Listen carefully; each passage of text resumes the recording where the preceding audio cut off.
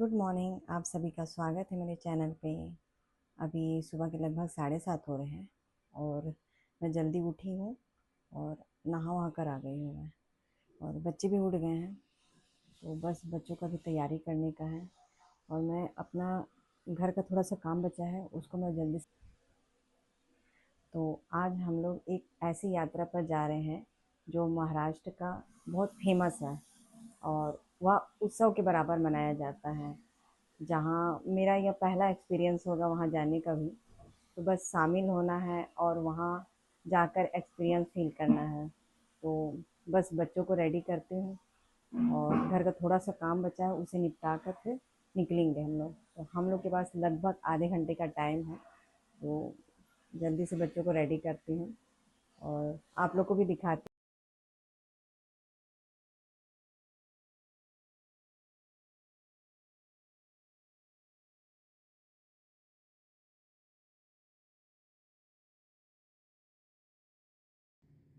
तो यहाँ पे मैं रेडी हो गई हूँ और बच्चे रेडी होकर नीचे चले गए, तो जल्दी जाती हूँ, नहीं तो फिर मुझे आवाज़ लगाते रहेंगे। तो दिखाती हूँ आप लोग को।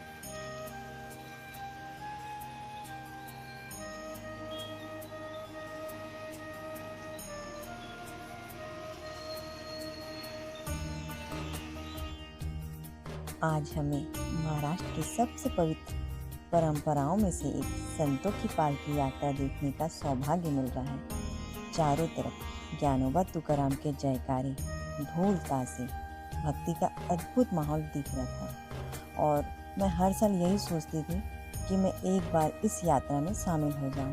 तो आज मुझे वो सौभाग्य भी मिल गया है।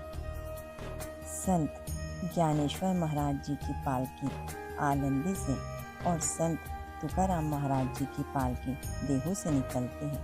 पालकी में संतों की पवित्र जो पादुकाएं होती हैं उसे रखते हैं और पालकी को सजाकर लाखों वारकरी लगभग 20 दिनों तक पैदल चलकर भगवान विट्ठल के दर्शन करने के लिए पंढरपुर पहुंचती है। यह पालकी यात्रा सदियों पुरानी परंपरा है जो अब तक चलती आ रही है। इस यात्रा की सबसे खास बात यह है कि यहाँ कोई छोटा बड़ा नहीं होता है। हर कोई एक दूसरे की सेवा करता है। कोई पानी पिलाता है, कोई भोजन कराता है, कोई अपनी चिकित्सा देता है। तो इसे सेवा और समानता की यात्रा भी कह सकते हैं हम। लाखों लोग बिना थकावट के भगवान के प्रति अपनी आस्था दिखाते हुए आगे बढ़ते जाते हैं और भगवान का नाम लेते जाते हैं। रास्ते भर भजन कीर्तन अभंग गाते हुए आगे बढ़ते हैं और अपना खुशी दिखाते हैं, तो उनकी यात्रा भी मंगलमय हो जाती है। यात्रा में शामिल होने वाले लोग कितने खुश नसीब हैं जो उन्हें इस यात्रा में अपना योगदान देने का मौका मिलता है। मैं बहुत खुश हूँ कि मेरा परिवार भी इस यात्रा में शामिल हुआ है। आज मैंने भी इस यात्रा को पहली बार देखा तो महसूस हुआ कि यह सिर्फ एक धार्मिक आयोजन नहीं, बल्कि भगवान के प्रति लोगों का असीम विश्वास है जो उन्हें यहाँ तक ले आती है।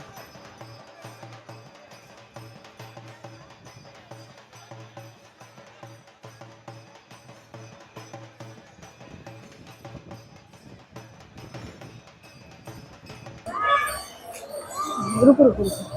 हाँ, तो हम लोग यहाँ पहुँच गए हैं और यह धार्मिक स्थल का जो एक यात्रा है वो आप अच्छे से देख सकते हैं। तो उसी के यात्रा में हम लोग शामिल होने के लिए आए हैं। आज मैं आपको भगवान विट्ठल और पालकी की कहानी सुनाती हूँ। बहुत समय पहले पुंडलिक नाम का एक भक्त अपने माता पिता की पूरी श्रद्धा से सेवा करता था। उसकी भक्ति से प्रसन्न होकर भगवान विट्ठल उनसे मिलने के लिए आए।